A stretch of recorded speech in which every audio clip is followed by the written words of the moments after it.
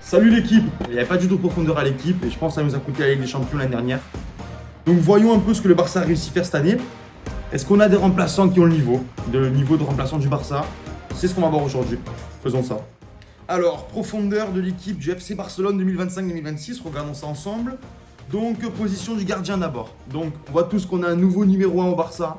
Johan Garcia, nouveau gardien, le petit jeune de 24 ans de l'équipe d'Espagnol. Donc déjà ça c'est cool. Je pense que l'année dernière on a pris Chesney un peu dernière minute parce que on a tous vu qu'on avait des problèmes au gardien. Donc je pense que Johan Garcia c'est un super signing. On voit aussi évidemment qu'on a Chesney et Iñaki Peña en 3ème position. Donc je pense que niveau gardien on a pas mal de profondeur. J'ai mis Ter Stegen en 4ème position parce qu'évidemment il est encore dans l'équipe. Mais j'espère qu'il se casse le plus vite possible. J'espère qu'on peut le vendre peut-être à Galatasaray ou n'importe qui le veut honnêtement. On le vire direct. Donc niveau gardien on est bon. Défenseur droit maintenant. Alors, ça c'était un problème l'année dernière. Défenseur droit, c'était un problème l'année dernière parce que on a tous vu que quand Koundé était blessé en fin de saison, Hector Fort n'avait pas forcément le niveau, même en tant que titulaire, il n'est même pas du tout le niveau, je peux le dire. Un peu trop jeune ou pas assez de talent, je sais pas. Mais ce petit jeune, il n'a pas fait le taf. Mais bon, donc on a Koundé, encore Hector Fort, qu'on va peut-être vendre, j'ai entendu. Et on a évidemment aussi Eric Garcia. Eric Garcia, je trouve qu'il est pas mal. J'aurais pu même le mettre en 2ème position. Je pense que j'aurais dû le mettre en 2ème position là. Parce que finalement, il commence à prouver qu'il peut être un bon titulaire. Il marque des buts, il attaque. En défense, il est pas mal.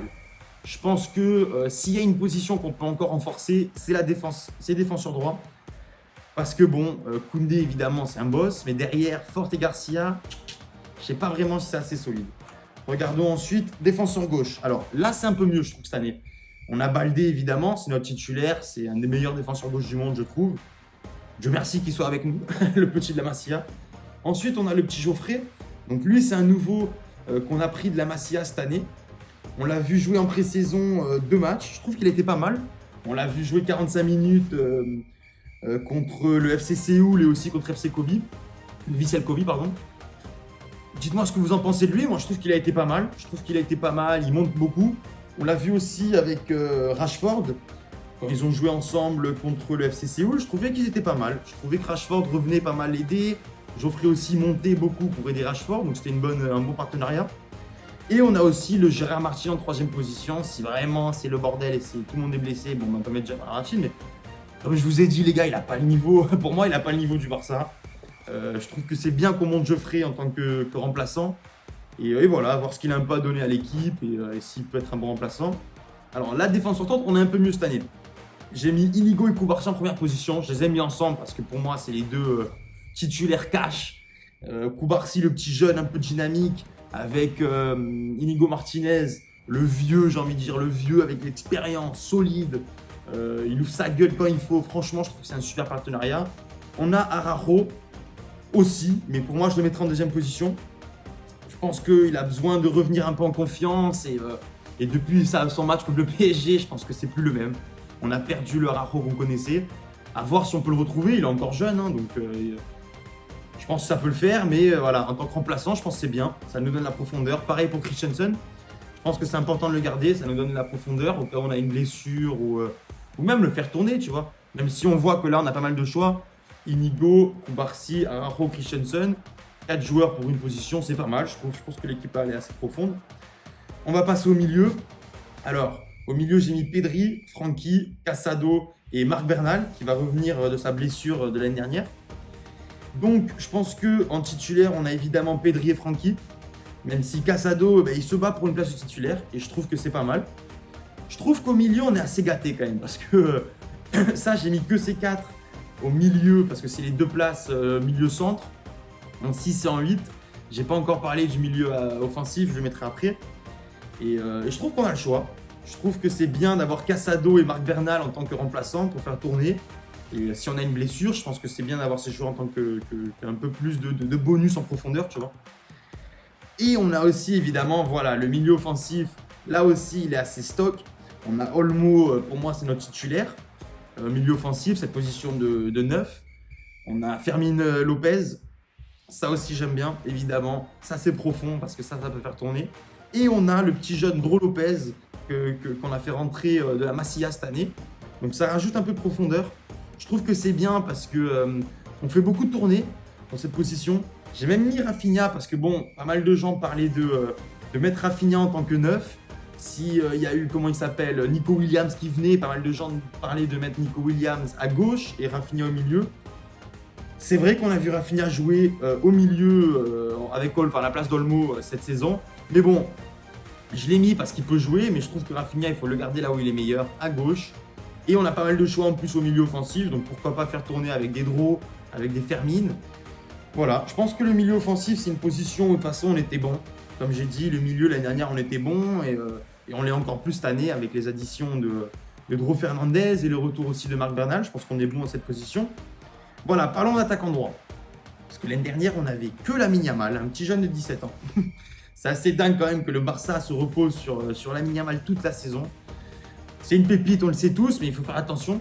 On n'a pas envie de voir un autre Ansu Fati, une autre blessure et un autre cas comme ça. Du tout. Il faut le protéger, ce petit Lamine. Il faut le protéger. On lui a déjà donné le numéro 10, comme on a fait avec Ansu.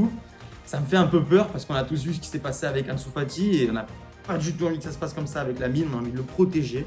Et je pense que ça, c'est bon d'avoir ramené Rooney Bardghji parce que c'est un bon gars de Copenhagen qui a un niveau. Franchement, je trouve qu'il a un niveau, un bon niveau. Niveau remplaçant Barça. Il a mis son but face au FC Séoul. Exactement ce qu'on va voir de lui. Exactement ce qu'on va voir de lui. Rentrer à la mi-temps si besoin pour donner un peu de souffle à Lamine et le voir marquer des buts, un peu au même style de jeu que Lamine. En fait, il joue. Enfin, dites-moi ce que vous en pensez, mais moi, d'après ce que j'ai vu, c'est un gars qui a un peu le même style de jeu que Lamine, qui touche l'aile, qui arrive à rentrer avec son pied gauche, qui envoie des belles enroulées, qui peut mettre des beaux centres aussi. Donc je pense que c'est important voilà, d'avoir enfin un remplaçant de Lamine Yamal parce que je suis désolé, mais c'est pas Pau Victor qui va remplacer Lamine Yamal. Il est très gentil ce petit jeune et il avait la niaque et je dis pas le contraire. Mais il n'avait pas le niveau. Pour moi, il n'avait pas le niveau. Dites-moi ce que vous en pensez aussi de Pau Victor. Là, on l'a vendu à Braga, je crois. Donc tant mieux, on s'est fait un peu de sous. Et là, on a réussi à faire rentrer Rooney Bardghji encore moins cher qu'on a vendu Pau Victor. Donc je pense que là, c'est bon pour Lamine Yamal, c'est bon pour le Barça d'avoir un bon petit remplaçant qui a le niveau, tu vois. En plus, Rooney, c'est un jeune, il a je crois 20-21 ans. Donc c'est parfait si on peut le faire développer un peu avec l'équipe et le garder en tant que titulaire, ce serait nickel chrome pour moi. Ensuite, à gauche, voilà, le signing de Barça de cet été, Rafinha. Et maintenant, on a Marcus Rashford. Pour moi, c'est un des meilleurs signings qu'on a fait cet été. Parce que on avait besoin de profondeur sur cette aile gauche. Rafinha, il est très très bon. Mais c'est le seul joueur de l'équipe qui peut tenir cette aile gauche. Le seul. Et ça, c'est un problème. Rafinha, il a besoin aussi de repos. Rafinha, il a besoin aussi de savoir que il peut aussi voilà, se faire remplacer par Rashford comme si besoin. Et je pense que ça va être hyper important pour nous. On a vu la saison dernière à quel point Rafinha était important aussi à l'équipe, au train de jeu et aux transitions et tout ça. Et je pense que Rashford aussi peut être une super addition pour l'attaque. Et ça ajoute beaucoup de profondeur au Barça, tu vois. Ça, dites-moi ce que j'en pensais, mais Rashford, on peut le mettre à gauche, on peut le mettre en haut en pointe. D'ailleurs, je pense que je l'ai mis aussi en pointe. Et on peut le mettre un peu à droite si besoin, même si maintenant on a Bardghji, donc l'équipe est plus profonde. Et on va faire tourner maintenant l'attaque en pointe, donc Lewandowski. Ensuite, on a le requin, le shark. Ferran Torres, ce monstre, il me fait rire à chaque fois. Bon, mais il claque, hein, il claque des buts et petit à petit, je trouve qu'il montre un jeu. Je trouve que Ferran Torres, il montre un petit style de jeu qui est bon. Donc, c'est un très bon remplaçant pour Lewandowski. Et j'ai mis Rashford aussi, parce que c'est vrai que j'aimerais bien aussi un jour voir une attaque Rafinha, Rashford, Lamine Yamal. Pour moi, ça peut être incroyable. Donc, c'est bon pour le Barça, plus de profondeur pour l'équipe. Je pense que tout ça, ça va beaucoup nous aider à la fin de saison. Je pense qu'au début de saison, quand tout le monde est frais, on verra notre équipe type, qu'on a vu même la saison dernière, la même équipe presque. Et je pense que ce qui va être important, c'est la fin de saison. Quand les joueurs sont blessés, quand on a des blessures, quand ça va mal, est-ce que nos remplaçants vont pouvoir faire le taf? Est-ce que nos remplaçants vont pouvoir tenir un peu la baraque et jouer avec un niveau qu'on attend à Barça? Parce que ça nous a tué la saison l'année dernière. On a quand même fait une belle saison, on a pris la Liga, on a pris la Coupe des Rois, on a pris la Super Coupe d'Espagne. Mais cette Ligue des Champions, les gars, elle était à nous. Elle était à nous. On avait le niveau pour la gagner. Et on devait la gagner. On l'a vu contre l'Inter. Que la profondeur d'équipe, ça fait tout, hein, les gars. C'est pas une blague. Hein. Ça fait tout, cette profondeur d'équipe. Parce que c'est en fin de saison, quand les joueurs sont fatigués et quand on doit mettre nos remplaçants, Voilà. Est-ce que les remplaçants peuvent tenir la baraque ou pas? Eh ben l'année dernière, ils ne pouvaient pas. On va voir si cette saison, ils peuvent. Et voilà l'équipe. Je voulais vous parler un peu de ça parce que c'est un gros point quand même très très important du Barça l'année dernière. Pour moi, c'était le point qui nous a tué notre saison. On a quand même fait une belle saison, mais on aurait pu avoir le triplé, les 3 coupes. On l'a pas fait. Je pense qu'on va le faire cette saison. J'espère qu'on va le faire cette saison. Et je pense que cette profondeur d'équipe, c'est la raison pour laquelle on va pouvoir le faire cette saison. J'ai envie de savoir ce que vous pensez. Donc dites-le moi en commentaire. Mettez un petit like si vous voulez et abonnez-vous à la chaîne. Je vais drop plus de vidéos petit à petit quand la saison commence. Et voilà. Suivons cette saison ensemble. Ciao la team.